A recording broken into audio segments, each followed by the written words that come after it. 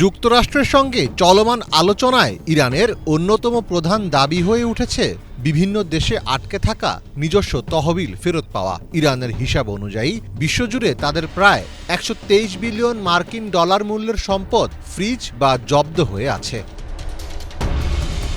দীর্ঘদিন ধরেই তেহরান ওয়াশিংটনের সঙ্গে যে কোনো ধরনের চুক্তিতে পৌঁছানোর প্রধান শর্ত হিসেবে এই বিশাল পরিমাণ অর্থ অবমুক্ত করার জন্য জোর দাবি জানিয়ে আসছে। চলমান আলোচনা এগিয়ে নিতে ইরান প্রাথমিকভাবে অন্তত ১২ বিলিয়ন ডলার সম্পদ অবমুক্ত করার শর্ত দিয়েছে।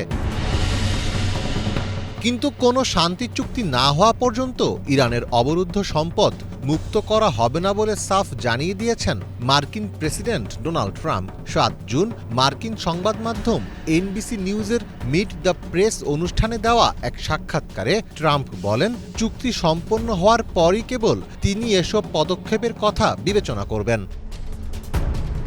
সাক্ষাৎকারে ট্রাম্প ওয়াশিংটনের সঙ্গে তেহরানের সম্ভাব্য আলোচনার ইঙ্গিত দিয়ে বলেন, ইরান যদি ভালো আচরণ করে এবং সঠিক ভূমিকা পালন করে তবেই যুক্তরাষ্ট্র আলোচনা শুরু করবে। তবে সেই আলোচনার টেবিলে সমঝোতা হলেও ইরান এখনই তাদের ফ্রিজ হওয়া অর্থ ফেরত পাচ্ছে না বলে পরিষ্কার করে দেন ট্রাম্প।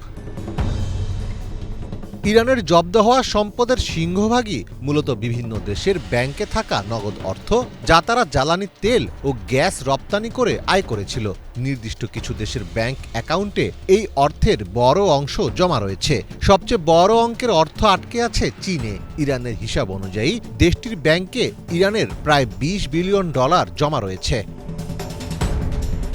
এছাড়া ইরাকে ১২ বিলিয়ন, ভারতে ৭ বিলিয়ন, দক্ষিণ কোরিয়ায় ৬ বিলিয়ন এবং জাপানে ৩ বিলিয়ন ডলার আটকে আছে ইরানের। এর বাইরে ইউরোপের বিভিন্ন দেশে এবং খোদ যুক্তরাষ্ট্রে ইরানের কয়েক বিলিয়ন ডলার মূল্যের সম্পদ ও রিয়েল এস্টেট আইনি জটিলতা এবং নিষেধাজ্ঞার কারণে অবরুদ্ধ অবস্থায় রয়েছে।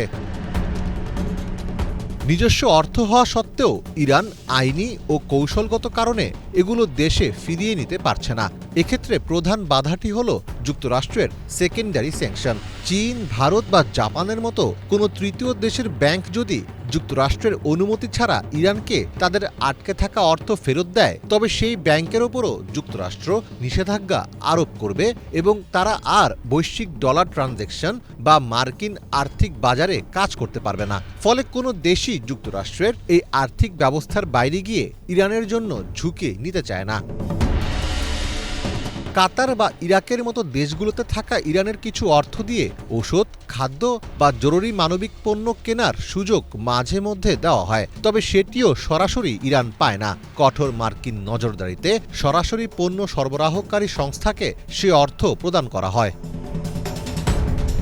বিশ্লেষকদের মতে জব্দকৃত সম্পদের সামান্য অংশ মুক্ত হলে তা ইরানের বৈদেশিক মুদ্রার রিজার্ভ শক্তিশালী করবে, আমদানি ব্যয় মেটাতে সহায়তা করবে এবং সরকারকে গুরুত্বপূর্ণ আর্থিক সুরক্ষা দিবে। আর এই কারণেই তেহরান ওয়াশিংটন আলোচনায় বিষয়টি অন্যতম গুরুত্বপূর্ণ ইস্যু হিসেবে বিবেচিত হচ্ছে।